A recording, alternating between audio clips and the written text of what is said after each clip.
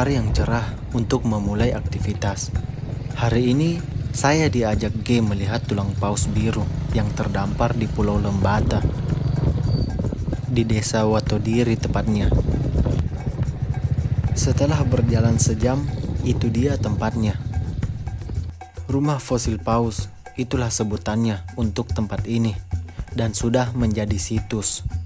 Diresmikan juga oleh Ibu Susi Pujiastuti, Menteri Perikanan saat itu. Di tahun 2014, tepatnya bulan Oktober, ada 5 paus biru yang terdampar di tempat ini. 4 diantaranya berhasil diselamatkan, dan satunya sudah pindah alam. Ini pertama kalinya saya melihat tulang paus sebesar ini, apalagi pausnya berukuran sekitar 20 meter. Ini tulang rahangnya, sebesar ini cuy. Saya mencoba berjalan di pinggirnya, tulang rahangnya saja melebihi ukuran badan saya. Ini tulang rusuknya, jauh ke belakang lagi, sudah tulang belakang, dan tulang ini asli, bukan replika.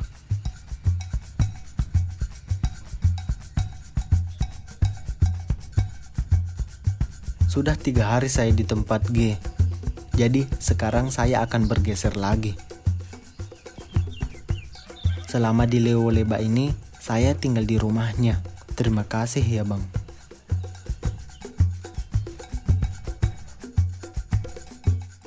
Oke cuy, sekarang sudah di kota lagi, di depan pelabuhan. Pelabuhannya ini dia. Dan lagi tunggu kawan sih tadi, yang dari ngantarkan saya udah datang sih.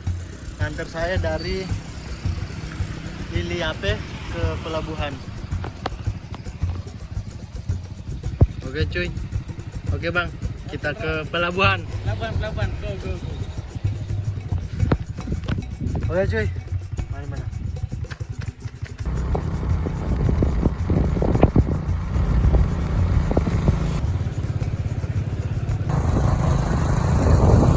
Setelah memasuki pelabuhan, ternyata kapal Sabuk Nusantara 108 sudah sampai dan bersandar di pelabuhan. Oke bang, sampai jumpa lagi. Sehat-sehat ya.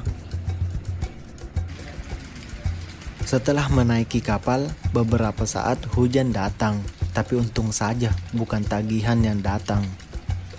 Pelabuhan Leo-Leba diguyur hujan hari ini. Syukurlah, jadi adem rasanya. Kapal sudah mengarungi laut lagi. Entahlah, sudah berapa kalinya saya dengan momen-momen seperti ini. Kapal sudah keluar dari teluk, dan ini saya dapat. Ada kapal barang mengarungi laut juga dan melewati ombak. Kapal ini dari Sulawesi dan memuat beras. Tidak hanya kapal yang tadi, kapal yang saya naiki juga melewati ombak yang kencang. Tentu saja, kapal jadi goyang. Sebelum kapal bersandar di pelabuhan Balauring, saya takjub melihat alam Lembata ini. Di sini, saya melihat lumba-lumba sedang bermain di sekitar kapal. Coba lihat saja sendiri.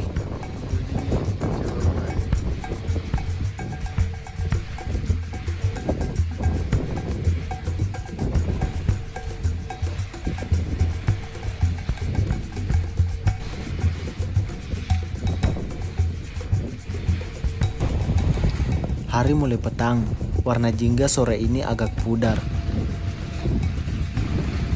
Itu adalah desa Balauring, dan kapal ini akan bersandar di sana. Setelah petang datang, kapal akhirnya berlabuh di pelabuhan. Sudah 2 kalinya saya ke sini.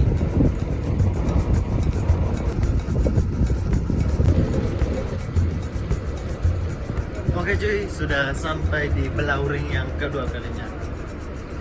Dan ini nih, posisinya air lagi surut.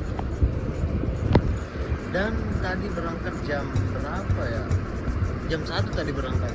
3 jam datang dari Leo-Leba itu sandarnya sekitar jam 10, terus berangkatnya jam 1 siang. Dan sekarang sekitar setengah 6, sudah mau jam 6. Ini dia.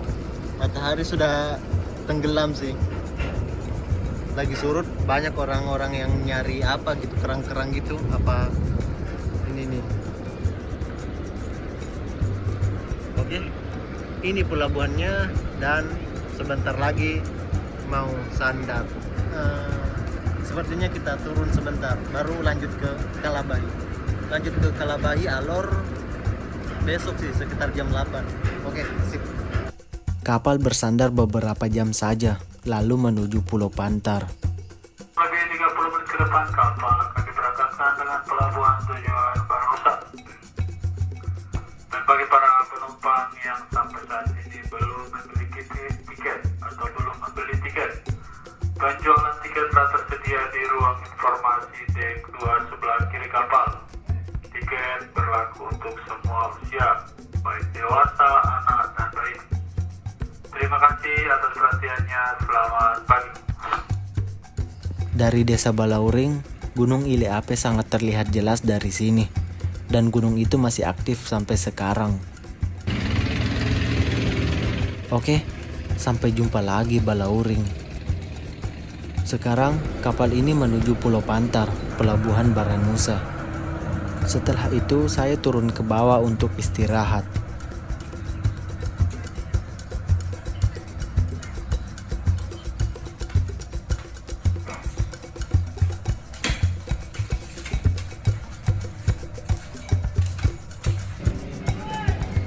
Sebelum kapal menuju Pulau Alor, kapal bersandar dulu di pelabuhan Baranusa sekitar 2 jam, lalu berangkat lagi.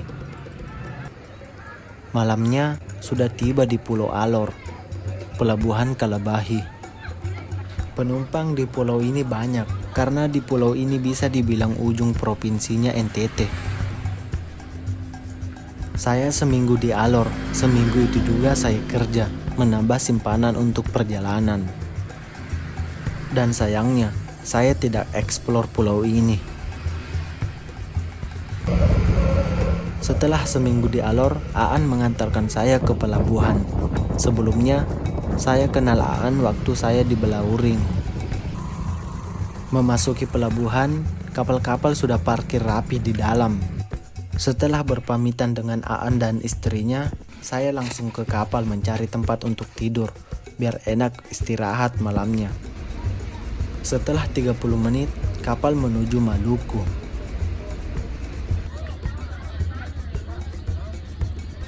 Setelah memasuki Maluku, pelabuhan Erai sedang dalam perbaikan. Jadi, penumpang harus menaiki perahu dulu untuk naik kapal ini. Ini pemandangan yang unik bagi saya, karena harus menaiki kapal lagi untuk naik kapal. Penumpang pun antusias melihat ini, termasuk juga saya.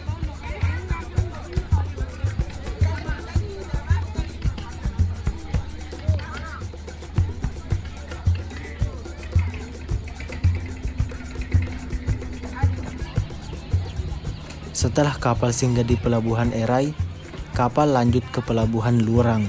Penumpang di sini bisa dibilang banyak, karena ada perusahaan di sini, emas dan tembaga. Aktivitas setelah kapal bersandar seperti biasa, orang-orang menaiki kapal atau mengambil barang-barang titipan, dan orang-orang akan melihat aktivitas itu, termasuk juga saya, karena ini salah satu hiburan selama perjalanan. Setelah selesai menurunkan barang-barang, kapal akhirnya lanjut lagi. Perjalanan saya di kapal ini ditempuh selama 5 hari. Dan lumayan oleng juga. Setelah 5 hari perjalanan laut, akhirnya sampai juga di Saum Melaki. Setelah berlayar 5 hari, akhirnya sampai ke Saum Melaki. Dan sini masuk ke Pulauan Tanimbar, India. Saum Melaki malam hari. Iya, sampainya malam hari selama berlayar 5 hari coy. Aduh. Coba lihat.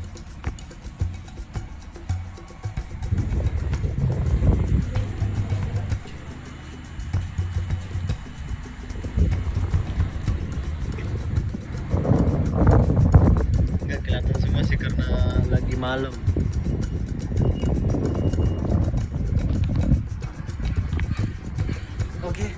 Oke, gimananya? Sepertinya saya harus turun.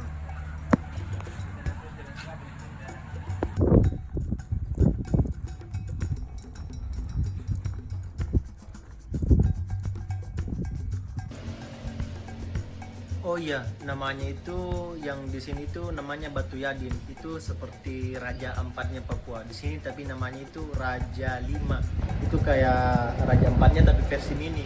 Kalau untuk di Saumulak ini, sepertinya menarik ya, gimana versi mininya itu. Oke, kita ke sana kali ya. Oke, sip. Saumulaki berada di Kepulauan Tanimbar, Maluku. Menginjakan kaki di kota ini seperti kota yang ikonik. Bagaimana tidak, rumah-rumah bermodel rumah dulu waktu zaman kolonial. Dan Saumulaki ini jadi ibu kota dari Kepulauan Tanimbar. Hari ini saya eksplor tipis-tipis tempat ini. Dari kota, saya berjalan kaki menuju utaranya pulau. Jadi di sini saya tidak ada kenal apa-apa. Terus arah ke mana ya? Arah ke Batu Limanya itu sekitar 1 jam dari sini. Berarti ada 4 jam gitu dia. Sekitar 4 jam. Dan kota Saumulaki ya lumayan ramai juga sih. Apa mungkin karena hari-hari produktif kali ya. Jadi selesai libur begitu. Jadi nih, sekarang saya ke pelabuhan dulu. Ini dia. Oke cuy, waktunya ke sana dulu kali ya. Jadi di sini tidak terlalu panas sih kayak di Lembata begitu. Dan memang sekarang lagi ramai lalang karena nanti itu sekitar malam apa sore ya ada kapal Sabuk Nusantara 73. Dia habis berlabuh sini, itu yang kemarin saya naiki. Dia berlabuh sini sekitar 3 hari dan sekarang dia mau berangkat lagi. Saya harap ada tumpangan yang datang. Sudah 20 menit saya berjalan, ternyata belum ada tumpangan. Tidak apa-apalah.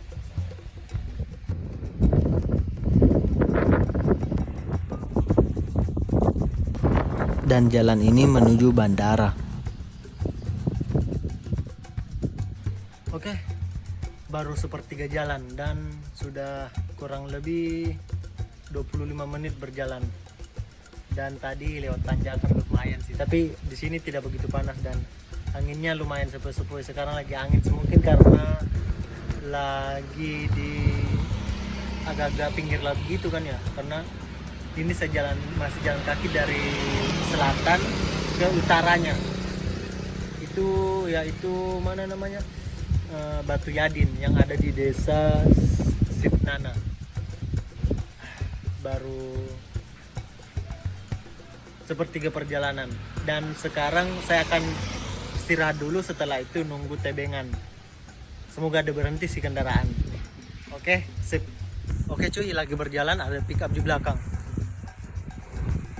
Coba kita tes ya.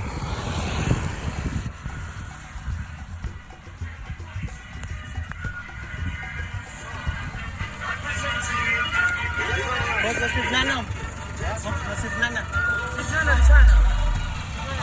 Di sana. Sipnana di sana. Ya mau ke apa namanya? Batu Yadin. Di sini. Syukurnya saya mendapat tumpangan menuju tujuan saya langsung. Baiklah, kalau begitu sekarang sudah aman. Laut sisi utara pulau ini sudah terlihat. Sekitar 10 menit saya akan sampai. Dari sini pemandangan sudah epik kelihatannya. Oke bang, terima kasih bang.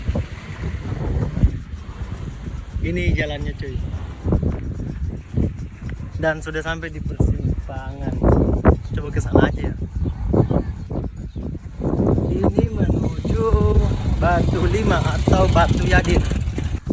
Oke cuy, sekarang sudah sampai. Ini dia.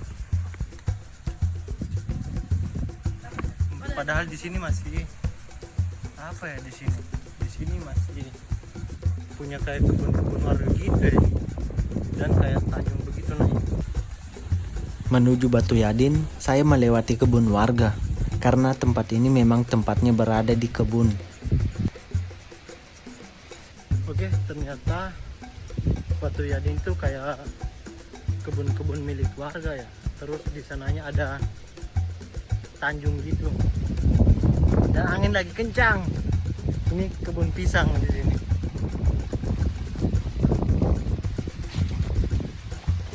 Tapi ya mantap sih. Wah.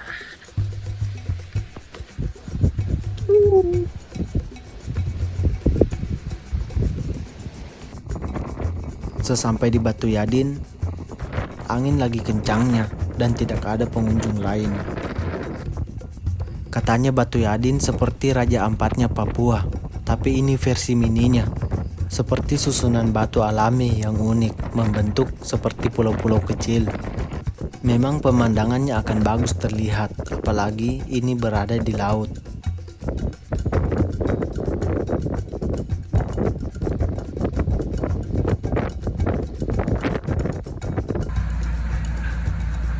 Saya melanjutkan perjalanan menuju Pulau Kei atau Ketual, dan perjalanan ke sana ombaknya lebih kencang dari kemarin. Kapal ini berasa seperti berlomba goyang. Malam hari akhirnya saya sampai di Tual, Pulau Kei. Orang-orang mempersiapkan barang-barang, lalu turun. Kapal tiba sekitar jam 1 dini hari. Lalu saya turun.